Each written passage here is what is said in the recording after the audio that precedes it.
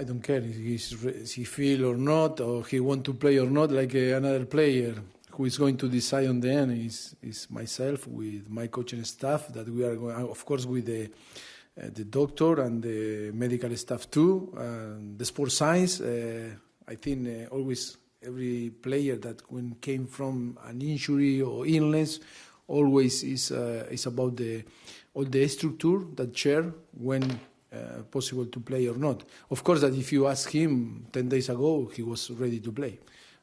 Harry is an animal. He want to be ready as soon as possible. He made everything to try to recover it. But of course, we are so happy that in the last 10 days was fantastic on the training and can be available again.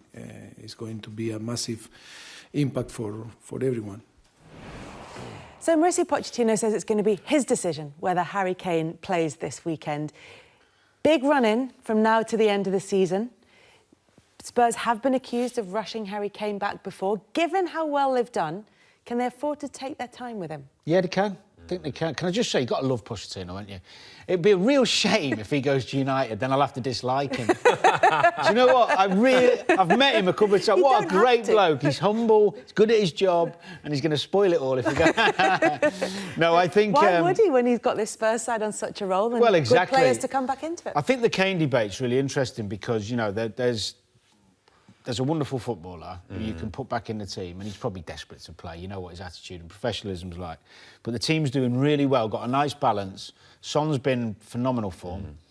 But because of maybe the fixture, I think he will leave him on the bench and try and ease him in a little bit. It makes sense because they've got bigger games coming up, Dan, haven't they? They have, and in an ideal world, I think that's exactly what happens. You know, I think they've got Burnley. In an ideal world, he's on the bench. Although that's not an easy game. No, it's not. But that's why I say in an ideal world, they go there, they get a good lead, which will be very difficult. Burnley are playing well now. But in an ideal world for Spurs, they do that. Comes on last 15, 20 minutes, gets his bit of match sharpness back, and then he's ready for the games to come ahead. But Tottenham have been incredible without him. Yeah. And what I would say is that at times don't get me wrong, I've never played with a player like Harry Kane or a team like that, but when I've been in your teammates sitting at home now going, thanks very much for that. I was part of the team, so I'm saying about myself as well. But when one of your top players, no matter what club you're at, steps out or is injured, other players then have to step up. Sometimes players then enjoy that responsibility of stepping up, and it's exactly what's happened at Spurs. And what I've liked about Spurs in recent weeks, recent months, they've ground out results. And that's something that was probably levelled at them, that they couldn't do that. And they have been doing that recently. And other players have stepped up to the plate. But what a wonderful position Pochettino finds himself in now. Not only to have got the results he's got. Against Dortmund, they were absolutely phenomenal in the second half. Without Dele Alli, without Harry Kane. You've got these two players coming back, Harry Kane obviously first. It's a great position to be in at this stage of the season in terms of players coming back. I think although Son deserves the credit, I think Llorente deserves a bit of credit because, I mean, I saw him in that Fulham game when, you know, Kane got injured and the next one was Fulham and they played him and he got the own goal early on and you're thinking, he's having more. It's just not, it's not happening. But Pochettino knows his players and he stuck Llorente in, he left him in, he got his goal, he's got more than one goal, he's got some crucial goals. And what I like about Pochettino is he doesn't lose faith with those players. When you think of Sissoko, how he's developed from... I mean, he was a laughingstock at one point. Let's not, you know, beat around the bush. The fans were laughing at him. He's now become one of the first names on the team sheet, you know, and that's Pochettino. That's a manager who believes in his players and works with his players.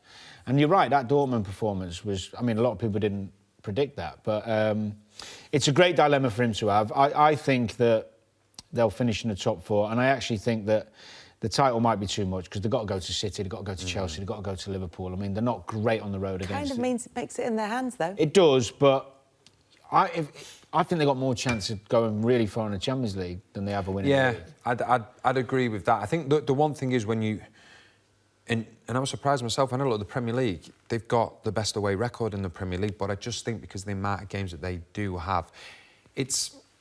They don't draw many, do they? No, I was thinking about it before. No, is it none? Still none? Yeah, and it's like disrespectful to think that they're not in the title race.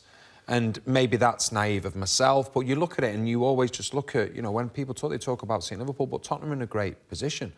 I think they're having a wonderful season. I think what I love about Pochettino and his players is that the ability to adapt to different systems. We've seen Eriksen play as a 10, we've seen play as a sitting midfielder. Yeah. We've seen Son play as a lone centre forward, we've seen him play as a 10, we've seen Lucas Moura playing different positions, the list goes on. For Tongan, I know he's played left back for Belgium, but he was incredible in the second half against Dortmund as a left wing back, scoring one and setting one up. And you just think to yourself, these players believe in everything that Pochettino is saying. If he says, go and play goalkeeper, but you're a centre forward, they'll go and do it because they believe it's for the good of the team. And that's what I love about that team. There's a real collective about them. I just think if you look at the stats against the other top 4 teams, or top 4 or 5 around them, their wins on the road against those teams are very few and far between. So to expect to go into 3 of those games and not lose any of them is changing habits of the last few years. And that's why I think the Champions League might be a more realistic trophy for them.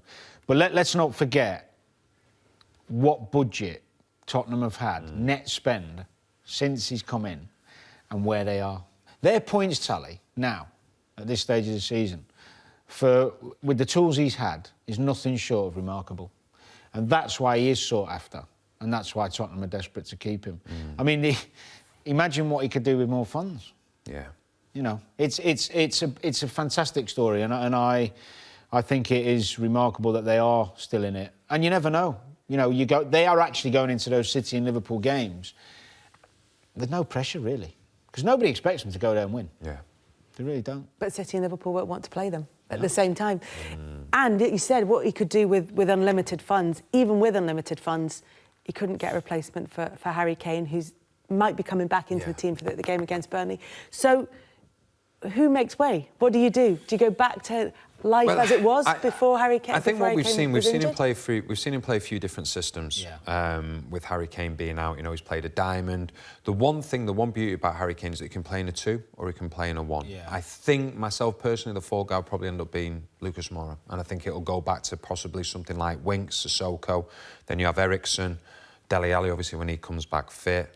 You've got Son, and then you've got Harry Kane. At the moment, it could be Lamella, or what you could do is put Lucas Moura narrow on the right of a 3 behind Harry Kane. But what a wonderful problem to have for a manager like Pochettino, one of the best centre forwards in the world, coming back, and you've actually been winning games without him.